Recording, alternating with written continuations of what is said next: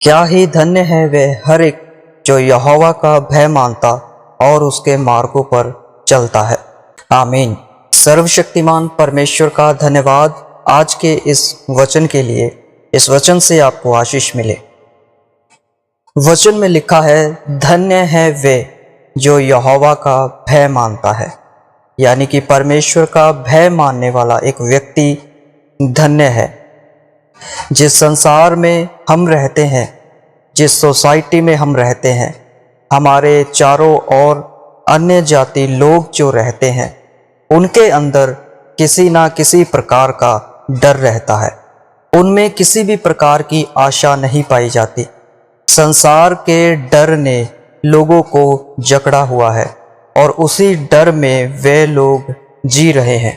लोग एक दो पल के लिए अपने आप को इस संसार में किसी न तरीके से खुश रखना चाहते हैं, और अगर वे इसमें कामयाब हो जाते हैं तो वे अपने आप को भाग्यशाली समझते हैं और कहीं ना कहीं अपने आप को, अपने डर को छुपाने की कोशिश करते हैं।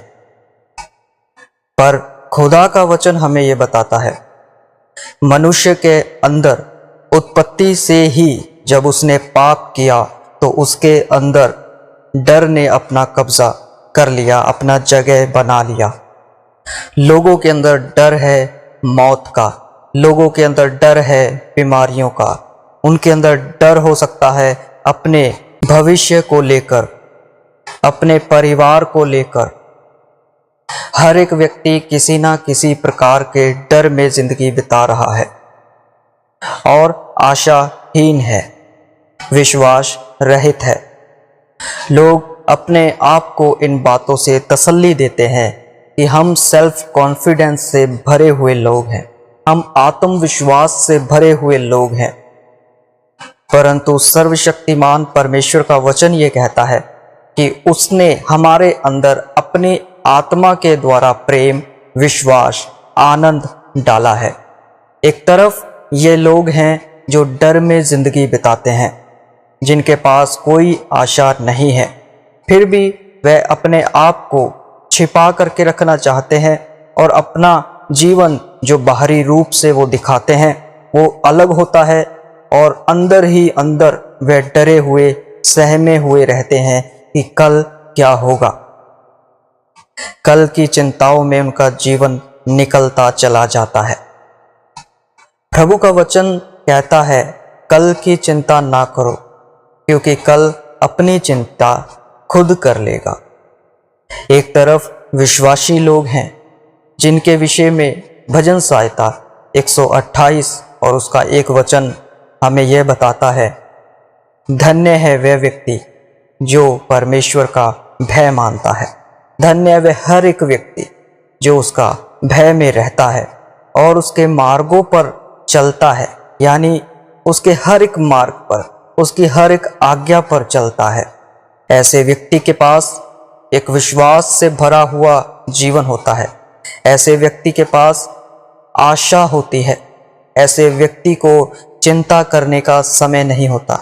ऐसे व्यक्ति के पास वह पवित्र भय, वह डर होता है जो उसको परमेश्वर की आत्मा के द्वारा मिलता है, और इसी भय में, इसी डर में जीवन होता है। इसी डर में शांति और आनंद होता है। इसी डर में बुद्धि की, समझ की बातें होती हैं। सांसारिक डर लोगों को जीवन की चिंताओं में उलझाए रखता है, दुविधाओं में, गड़बड़ियों में डाले रखता है। परंतु परमेश्वर का पवित्र भय लोगों को जीवन की ओर लेकर के जाता है, लोगों के अंदर से जीवन जल की नदियों को बहाता है। इसीलिए लिखा गया है, धन्य है वह व्यक्ति, धन्य है वह हर एक जो यहोवा का भय मानता है और उसके मार्गों पर चलता है। तो आइए हम भी मिल करके परमेश्वर के इस भय को मांगे। हमारे हृदय में, हमारे जीवन में उसका भय भर जाए और उसके भय में होकर के हम इस विश्वासी जीवन में आगे बढ़ पाए।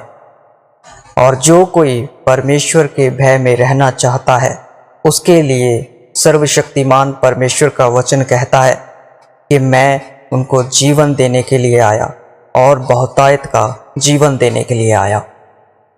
आइए आज ही से हम परमेश्वर की ओर फिरें और परमेश्वर से इस पवित्र भय की मांग करें।